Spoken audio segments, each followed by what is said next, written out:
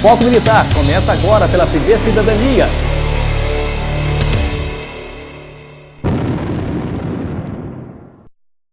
Foco Militar, um programa da sua TV Cidadania, Canal 7, TV a cabo de Uberlândia. Está começando agora Foco Militar, que tem a direção geral de Renato Cury Gentili, direção de imagens e também edição Tony Dias, nosso querido Toninho, direção geral de Ailton Lima. Direção de estúdio é o Edson Carneiro, aqui do estúdio da Fundação Maçônica Manuel dos Santos, onde o nosso programa é gravado. No programa de hoje nós vamos falar com o Oswaldo Marques, que é do Banco Pan. Também vamos falar com o Carlos Tavares, que tem coisas importantes para falar para você na hora que você fica naquele aperto. Alô, você militar, você está no aperto. Alô, policial, se você está no aperto, fique ligado que você vai entender um pouquinho o que pode ter de solução para você. Você está assistindo Foco Militar.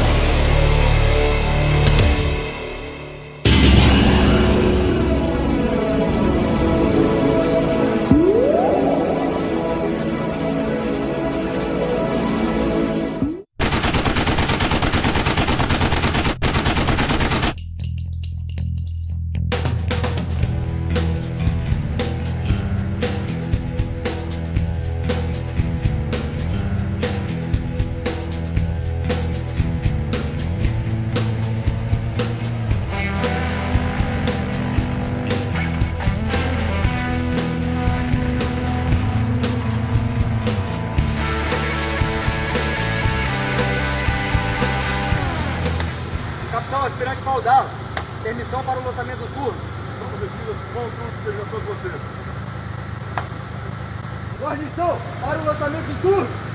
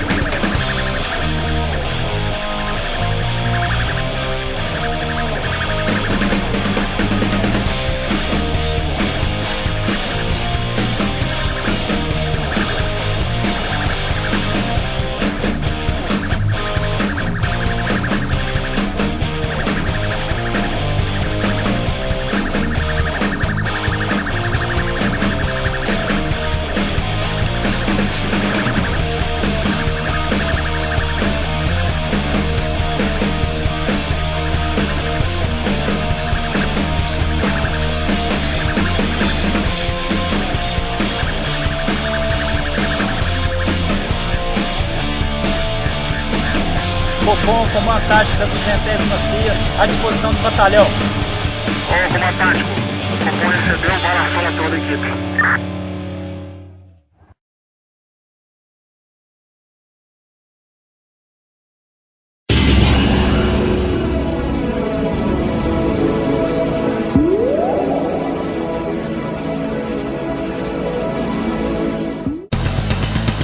Estamos de volta com Foco Militar. Mais uma vez recebo para nosso prazer aqui o Carlos Euripides Tavares, que é da Abasul Corretora de Seguros. Muito obrigado pela presença. Obrigado, viu, mais uma vez pelo convite. Que nós viemos hoje trazer cada vez mais para os nossos associados mais benefício para que eles possam ter uma vida mais tranquila e desenvolver um trabalho mais tranquilo no seu dia a dia. E para nosso prazer também está hoje aqui o Oswaldo Marques Júnior do Banco Pan. Obrigado pela presença. Obrigado, você. Prazer. Oswaldo, quando nós falamos do Banco Pan, a gente lembra muito do Pan-Americano. É da família? Veio de lá? Como é que é? Sim, o Pan-Americano, né, ele foi adquirido no ano de 2012 pela Caixa Econômica Federal e juntamente com o BTG Pactual. Né? Daí em diante houve o tombamento da marca do Pan-Americano, né, e se criou, né, a marca Banco Pan, né, que de 2012 para cá, 2012 e 13, né, a gente hoje fala só Banco Pan. E isso é bom a gente entender um pouquinho para iniciar esse nosso bate-papo. E Carlos, e essa parceria do Banco Pan com a MT e também a Abasul, como é que foi firmada? Olha, essa parceria realmente foi uma parceria muito legal, porque ela veio enriquecer cada vez mais, né, a MT, veio enriquecer cada vez mais nós da corretora e também o próprio banco, porque nós vamos estar levando essa riqueza grande, né, para os associados. Isto nós vamos estar levando para eles porque nós estamos levando o quê? Dinheiro, né? Dinheiro com juros baixos. Por exemplo, um refinanciamento de automóvel com a taxa diferenciada, uma taxa especial. Nós estamos levando também mais oportunidades, né, para esses associados. Então, assim, o financiamento também, né, além do refinanciamento, nós vamos estar levando também hoje um financiamento com uma taxa diferenciada, uma taxa atrativa no mercado para os associados da MT. E, Oswaldo, a gente nota hoje que o pessoal muito recorre, o trabalhador, principalmente o servidor público, a pessoa que está... todo mundo pensa na garantia, não, eu vou no serviço público, eu vou ter a garantia, ninguém vai me mandar embora, vou poder fazer o que eu quero. A gente nota que cada vez mais essa categoria está muito sofrida e eles acabam tendo que recorrer aos empréstimos consignados, a um financiamento, não dá conta de arcar com o pagamento da sua prestação do seu carro, da sua casa. E é nessa hora que o banco vem oferecer alguns produtos. Isso mesmo, como o seu Carlos mesmo disse, né, complementando o que ele comentou, o Banco Pan vem trazer uma linha de crédito muito interessante para os associados da MT. A principal dela é o refinanciamento de veículo, onde ele pode dar o bem como garantia, o próprio veículo, para levantar até 80%, né, do valor do bem, com prazo aí até 60 meses, né, e uma taxa, né, como o seu Carlos disse, uma taxa bastante especial, diferenciada mesmo para quem é associado hoje da MT. Hoje, né, a gente está passando por um momento, né, de crise, onde todos nós estamos precisando de recurso, né, e essa linha de crédito, como tem uma taxa de juros muito baixa e tem esse fator que é a taxa especial para os associados, ele pode estar utilizando essa linha de crédito para também quitar endividamentos maiores, como cartão de crédito, empréstimo pessoal, cheque especial, que são taxas hoje, né, que ultrapassam os 10% de juros ao mês. Mesmo porque a gente nota aí que o cartão de crédito agora entrou uma nova política aí para até o pessoal entender um pouquinho, ou seja, aquele pagamento mínimo deixa de existir. Se o pessoal apertar demais, ele vai ter que recorrer de outra maneira. Carlos, ou seja, na hora do aperto, tem que ligar para alguém que entenda um pouquinho mais. E é verdade, né? Hoje a gente vai analisar hoje o mercado. Hoje o cartão de crédito com uma taxa aí de em torno de 12%, 15%, né, de juros, um cheque especial, uma conta garantida hoje que chega em torno de 10%, 12%. E hoje nós temos uma taxa bem atrativa, uma taxa de 1,8% até 2,6%, né, em média. Né? Então veja bem, são taxas bem atrativas que isso vai facilitar com que essas pessoas possam sair desses juros abusivos que hoje nós estamos no mercado e realmente ter condições de ter um controle na sua finança. E além disso também, esse trabalho nosso também serve para que aquelas pessoas que às vezes a esposa tem alguma empresa, ou mesmo se eles futuramente, o filho montar alguma empresa, pode também fazer o quê? Um refinanciamento em cima do seu automóvel para poder levantar dinheiro para poder fazer esse investimento também. Então, assim, são várias opções que isso nós estamos levando para esses associados. E, Oswaldo, e o Banco Pan, como é que ele se posiciona hoje no mercado aqui de Uberlândia? Você já contou um pouco da história do que aconteceu. Como é que ele está posicionado hoje no mercado de Uberlândia com esse trabalho que vocês, não só nessa parceria da Abasul com a MT, mas no mercado mesmo?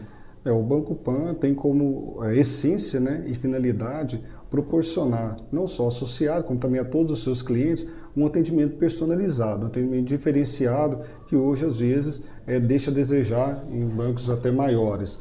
Né? O Banco Pan, até comentando sobre o produto que é o refinanciamento, que ele pode estar utilizando para quitar endividamentos maiores, como também para fazer a reforma do seu próprio imóvel. Né? Então a gente, para poder fazer esse atendimento a esse cliente, a gente utiliza e proporciona uma equipe treinada, né, de consultores sêniores que vão dar todo o atendimento, que tem todo o conhecimento nesse produto e também uma agilidade muito grande no que diz respeito à esteira e análise de crédito dessa operação. Então a gente vê aí operações que às vezes demandam 1 semana, 2 semanas para serem concretizadas, o dinheiro liberado. Essa operação, além de ter uma taxa especial para o associado, um atendimento personalizado, onde ele não precisa ir ao banco, por telefone mesmo a gente pode fazer essa simulação, né? A gente pode fazer um atendimento em loco, ir até a residência dele, caso ele necessite, às vezes até os sábados e domingos também, se for necessário, né? O banco vai estar proporcionando para ele uma taxa especial, no caso para o associado, né, da EMT.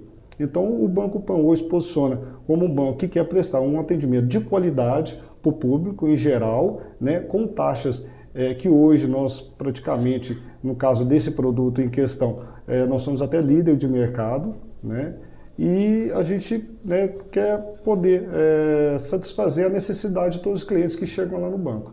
Esse é o posicionamento do banco hoje, atualmente. Bom, Carlos, então a Abasu procurando, juntamente com a AMT, levar algumas vantagens para o associado dela, para o policial militar, a policial militar, ou seja, serviços e também prestação de serviços, vantagens especiais para que o militar possa trabalhar com tranquilidade para nos defender. Sem dúvida, nós estamos sempre levando o melhor,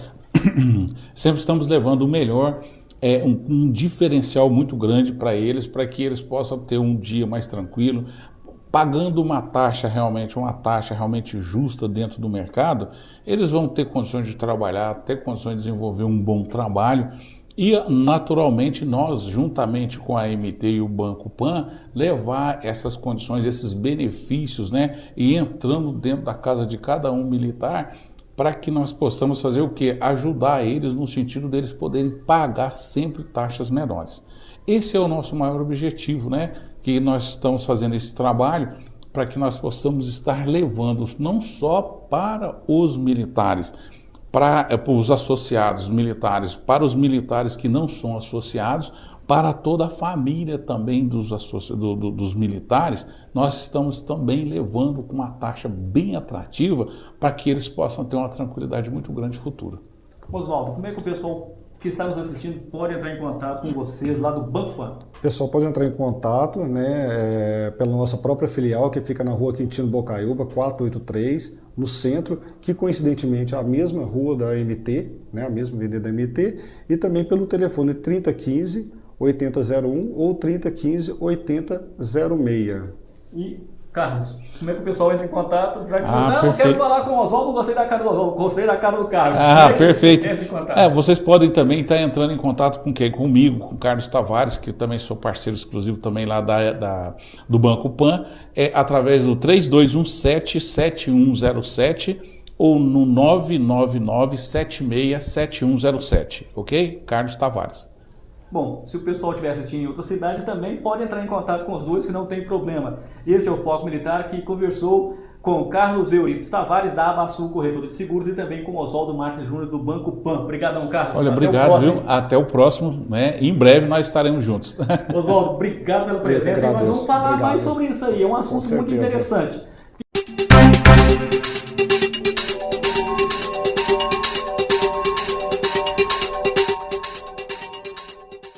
Você sabia que no Brasil nós já tivemos pena de morte?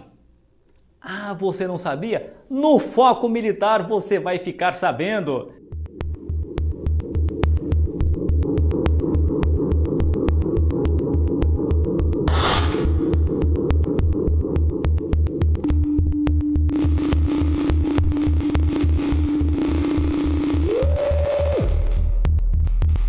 João Dias Ferraz da Luz, médico, comprou Nazário escravizado.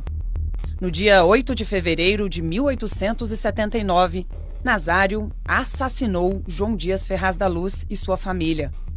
11 de fevereiro, 2.000 pessoas se dirigiram à cadeia de Itu. 18 de fevereiro, o senador do Império, Silveira da Mota, discursou. Vou dizer ao Senado, senhor presidente, o melindroso assunto de que tenho de ocupar-me, da aplicação da lei de Lynch pelo povo ituano e das causas e dos efeitos desse grande acontecimento. Mas o resultado, senhores, foi a vitória do povo. O assassino foi arrastado pelas ruas de Itu, morto a pedradas por homens, mulheres e crianças. E o cadáver arrastado até as portas da casa da vítima, o Dr. Ferraz. A justiça do povo era a punição do algoz pela vítima. Então nós tínhamos as ordenações filipinas, que regulavam o direito no Brasil colonial, antes da independência, são de 1603. Então, a partir da independência, 1822, nós tivemos a primeira Constituição, 1824, e a partir daí, vários códigos começaram a aparecer. Era um modelo iluminista, né? O direito ele teria que ser claro, informativo para a população, a lei geral tinha que ser mais forte do que a jurisprudência. Há um dado importante aqui que é o teatro do terror, né? Em geral, no antigo regime, o direito penal não era eficaz, era muito pouco eficaz, e se entendia que se compensaria esse déficit de eficácia, a falta de aplicação do direito, por meio de penas mais severas, o que é uma grande ilusão. O Código Criminal parte de outro ponto de vista, que é o ponto de vista iluminista e liberal. A pena deve ser proporcional, a pena deve respeitar a dignidade do cidadão e a pena não deve embrutecer a sociedade inteira. É uma magistratura, contudo, que vive em uma cidade escravocrata, né? Ao mesmo tempo que ela faz um discurso de proteção dos direitos individuais e naturais, que é um discurso tipicamente iluminista, ela tem que se haver com a realidade da escravidão, não é? Esse liberalismo ele está sempre nessa tensão entre justificar a escravidão, compreender de que forma ela faz parte essencial da maneira como a sociedade imperial se organiza, e, ao mesmo tempo, ela compõe o ordenamento jurídico, pelo menos na sua feição iluminista. Subo à tribuna desta casa hoje para contar a história de Alailton Ferreira, um menino de 17 anos, acusado de estupro. Ele foi perseguido, espancado por cerca de 50 moradores da região e veio a falecer no hospital. Todo o linchamento do menor, agredido com socos e chutes, foi gravado e o vídeo amplamente divulgado nas redes sociais. O Código Criminal de 1830 ele traz sim uma grande transformação em alguns aspectos importantes do direito penal. Se reduz o número de penas corporais, a pena de morte é aplicada marginalmente. A prisão passou a ser, no século XIX, na Europa, no Brasil, se transformou numa pena, o que não era antes, né? Porque isso tinha a ver com as propostas liberais e até as propostas religiosas das igrejas, porque a pessoa aprisionada ela poderia refletir sobre o crime e se arrepender, voltar à razão. Isso para o liberalismo era fundamental. A proposta iluminista, que veio da Europa, com Beccaria principalmente, era o direito penal é um recurso de última instância, última ratio. Você só usa ele quando os outros ramos do direito se mostram já insuficientes. Mas o que a gente viu no Império Brasileiro foi o oposto disso, né? O direito penal não foi um direito de última instância, ele foi um direito de primeira instância, né? Ele foi o primeiro ramo jurídico a ser sistematizado no país. Mas é um código que é feito para proteger a elite contra o poder político, contra os detentores momentâneos do poder político. Não é, portanto, um código feito para oprimir o escravo, porque o escravo já era oprimido por outros caminhos, que aliás são mantidos pelo Código. O Código, quando fala de escravos, fala com vergonha, fala em poucas passagens, mas fala num artigo muito importante em que prevê a pena de açoite, né? Essa pena não é reservada ao cidadão brasileiro ou ao homem livre. Então, até hoje, se você pegar todo esse contexto histórico e olhar para o Brasil de hoje, né, estamos aqui no século XXI, você percebe pela atuação dos parlamentares, as pessoas nas ruas, a sociedade, como elas jogam muito as fichas no direito criminal, né? Quando acontece alguma coisa na sociedade, uma convulsão, alguma coisa que chama a atenção da opinião pública, né, pelo noticiário, a primeira reação das pessoas ou dos parlamentares é: vamos aumentar a pena para o crime, vamos criar um novo crime, né?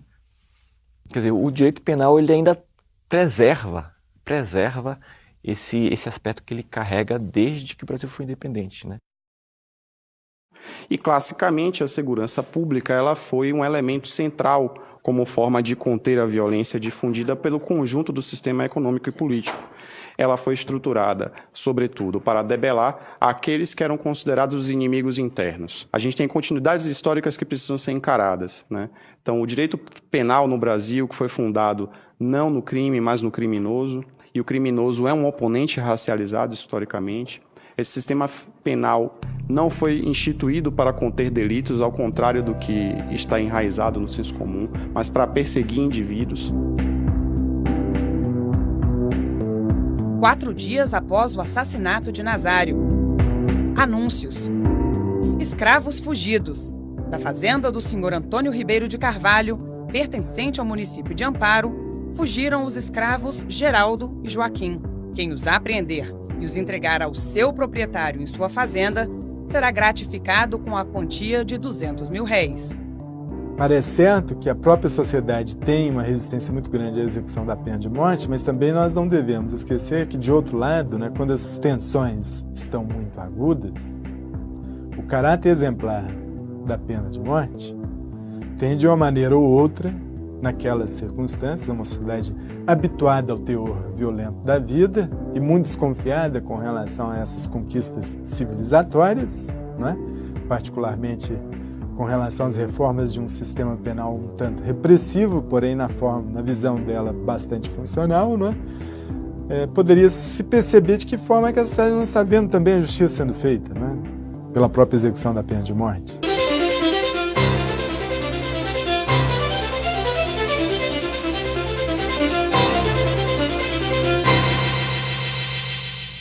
Quase 5.000 propostas de cidadãos foram encaminhadas à Constituinte. 70% delas pedem a pena máxima para crimes de estupro e sequestro seguidos de morte. Uma discussão interessante que veio em 1830, que coloca isso em relevo, foi a questão da pena de morte no Código Criminal, né? O novo, quer dizer, traria a pena de morte que estava nas Organizações Filipinas. Quer dizer, queremos ser uma nação moderna, liberal, vamos trazer a pena de morte também para o Código. Dos constituintes, apenas Amaral Neto, do PDS do Rio de Janeiro, formalizou uma sugestão. Eu não estou pedindo a pena de morte para tudo ou para qualquer coisa, não para o crime social, aquilo que é para roubar, para comer, ou a febre de consumismo. Eu estou pedindo a pena de morte para o crime hediondo, para o sequestro com morte, para o roubo com morte e para o assalto com morte e o estupro com morte. Então, eles decidiram, não, vamos manter a pena de morte, porque é a única que pode parar os escravos. Eles argumentavam, você vai dar apenas de trabalho forçado para alguém que já tem a vida inteira já é o trabalho forçado, né? Não seria uma pena, né? Seria apenas continuar no mesmo status quo, né? Então, era fundamental frear. A única forma de você intimidar o escravo seria através da pena de morte. Então, acabou que a pena de morte veio para o Código Criminal nos crimes de latrocínio, nos crimes de insurreição e levante de escravos, né? Os escravos ganharam um crime próprio para eles no Código Criminal, um crime de insurreição, né? É um crime que foi feito para eles. Somos inteiramente contrários à ideia da pena de morte, mesmo nos casos de estupro, de sequestro, de latrocínio, porque ela não tem a função pedagógica, a função terapêutica. Os exemplos dos países que as adotam não têm recomendado ser a pena de morte um recurso adequado como corrigenda do crime. André Felipe, de apenas 18 anos, foi agredido até a morte por populares na noite de ontem, quando tentava assaltar uma pessoa na região do Parque Brasil 3. Após a tentativa de assalto, o jovem tentou se refugiar em uma igreja, mas foi tirado de lá pela população e linchado com socos e pontapés. O jornal A Imprensa Ituana fala de Nazário, que matou João Dias Ferraz da Luz, foi linchado e morreu sem sobrenome. Nazário morreu sem proferir uma palavra, conservando a mesma arrogância e repulsivo cinismo. Algumas permanências estavam muito claras. A principal delas, a escravidão, que exigia um tratamento diferenciado, a gente já observa isso, não é? Há uma lei de 1835 que regulamenta precisamente a questão do homicídio de senhores de escravos pelos próprios escravos, dos senhores, seus familiares, ascendentes e descendentes, aqueles que habitavam a própria casa, e dos feitores, bem como ferimentos leves, né? Essa lei de 35 é posterior ao Código Penal. Algo que surgiu na década de 1850, né? Isso aconteceu em 1850, porque o imperador começou a perdoar os escravos que eram punidos com a pena de morte. Aqueles escravos que matavam seus senhores, matavam o feitor, matava a esposa do senhor, o filho do senhor. Então, saber administrar a concessão da graça, do perdão, era uma operação política extremamente delicada de legitimação do poder do soberano, pois ele dispensava a justiça na forma da graça, e com isso ele descomprimia um sistema que tendia a ser um sistema extremamente repressivo, firme e baseado no terror. E, de outro lado, ao conceder a graça, né, ele se via, portanto, como o administrador da justiça. O exercício do poder moderador pelo imperador, né, que comutou as penas, né, transformava penas de morte em penas de galés, de trabalho forçado, foi, assim, era a essência do poder moderador, né? Ele continha a legislação, continha o poder judiciário, né? Então ele alterou a legislação por outras vias. Senado, 18 de fevereiro de 1879. Neste país, onde o chefe de Estado está defendido por todos os meios, que defesa têm os fazendeiros entre grande número de escravos, onde só há um senhor e 2 ou 3 feitores livres? Qual a proteção que têm os fazendeiros pelo Estado? Nenhuma. Estão entregues à própria sorte. Tem se erigido em sistema a comutação. Em qualquer centro dessas nossas fazendas, os nobres senadores acham a ideia de que o escravo que mata seu senhor tem depois o perdão do imperador. E o perdão redunda em ser o escravo remetido para as galés ou para a ilha de Fernando, onde tem um pedacinho de terra para plantar suas espigas de milho, onde compra, onde vende, onde é livre, restrito somente pela zona da ilha. A ideia reinante em todas as nossas fazendas é essa: ao escravo que matar o senhor, o imperador comuta a pena. Aí nós temos várias tensões se sobrepondo.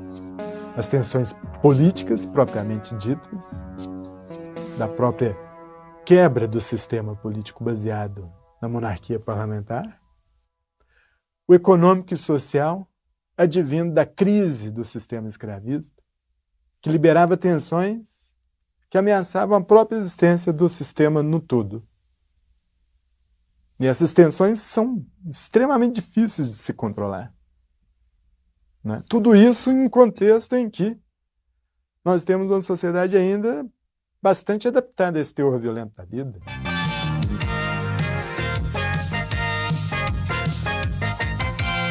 O deputado Amaral Neto alega que a pena de morte deveria ser aplicada em casos extremos, em crimes de uma violência hedionda. Já que a coisa está como está, por que não experimentar a pena de morte nestas condições em que dou indulto até ao presidente da República com efeito suspensivo para tudo? Contra a pena de morte falaram os deputados José Serra e Egídio Ferreira Lima.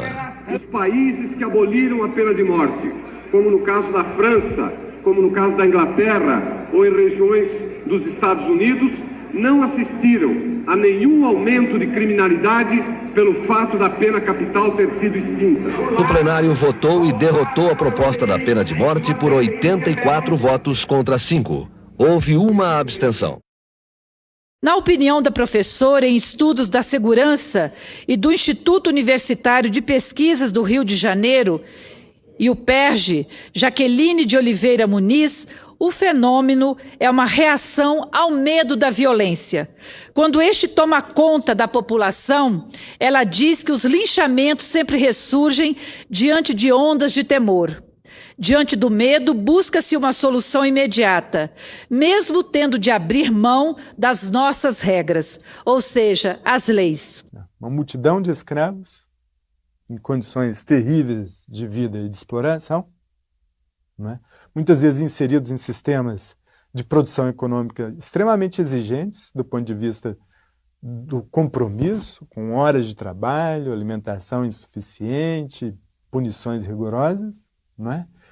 E uma elite branca, não é, bem diminuta em termos quantitativos, não é? E com sistemas de controle não muito eficientes, né? Isso é algo que perpassa toda a experiência escravista no Brasil. Uma insurreição podia tomar o governo ali a qualquer momento, né? Então havia o chamado medo do haitianismo, né? Aconteceu isso na ilha do Haiti, né? Os escravos tomaram o governo, inspirados pela Revolução Francesa, etc. Então havia um medo dos parlamentares aqui no Brasil, dos governantes, o imperador principalmente, um medo de se repetir no Brasil que tinha acontecido naquela ilha do Caribe. Esta semana, uma jornalista na televisão, Raquel Sherazade, jornalista do SBT, reagindo a um episódio vergonhoso no nosso país. Um grupo de vândalos, porque o que é alguém justiceiro? É um vândalo, é um criminoso, porque se quer fazer justiças com a própria mão, com as próprias mãos, é alguém criminoso. Pegaram um adolescente que roubou, amarraram pelo pescoço com corrente, bateram, ameaçaram de morte, e a jornalista do SBT disse o seguinte: o marginalzinho amarrado ao poste era tão inocente que, em vez de prestar queixa contra seus agressores, preferiu fugir antes que ele mesmo acabasse preso. Segue a jornalista na TV, no SBT. É que a ficha do sujeito, ladrão conhecido na região, é mais suja do que pau de galinheiro. Aí vai mais adiante. O contra-ataque aos bandidos é o que eu chamo de legítima defesa coletiva de uma sociedade sem Estado contra um estado de violência sem limite. E os defensores, diz a jornalista, dos direitos humanos, que se apiedaram do marginalzinho no poste, lançam uma campanha. Ela diz: e aos defensores dos direitos humanos que se apiedaram do marginalzinho no poste, lançam uma campanha. Façam um favor ao Brasil, adote um bandido. Isso foi uma jornalista, semana passada, no SBT, que fez como editorial a coisa mais absurda que eu vi na televisão dos últimos tempos. E você, lendo os discursos dos parlamentares no Império, tanto de deputados quanto senadores, essa linguagem você percebe ela ali. Os pobres maus, os pobres bons, né? Então, essa massa pobre, ociosa, que acabou pegando em armas na década de 1930, dos levantes, as rebeliões populares, os pobres escravos que ganhavam, conquistavam a liberdade, eles eram vistos com muita suspeição, né? Com essa índole de espírito ruim. E isso acabou envenenando a sociedade como um todo, né? Então, as autoridades não se importavam com elas. O brasileiro médio, os fazendeiros, a elite política não se importava com elas, né? Porque havia essa ideação social, de inferioridade, de índole de espírito, de desigualdade. Aquilo estava enervado na sociedade. E parece que isso parece que sobreviveu, né? Até por influência do direito, essa força do direito penal, né? Que também vicia e macula. Isso veio, e você vê hoje isso gritando para nós, ainda hoje, na sociedade brasileira, né? Pessoas que não se importam, que acham que tem que matar mesmo, né? Prisões hoje continuam sendo depósitos humanos, né? Eu acho que é fundamental que se perceba que a história do direito, se ela nos ensina algo, se faz sentido que ela nos ensine algo, é que não adianta nós entrarmos numa escalada de aumento de pena. Não é isso que resolve no campo da política criminal. O que resolve é polícia eficiente, polícia com perícia técnica, que use mais inteligência, polícia que menos aberta à corrupção, judiciário mais rápido. É isso que faz um sistema penal eficiente. É isso que faz o criminoso na rua pensar se vai assaltar ou não. Não é o aumento da pena.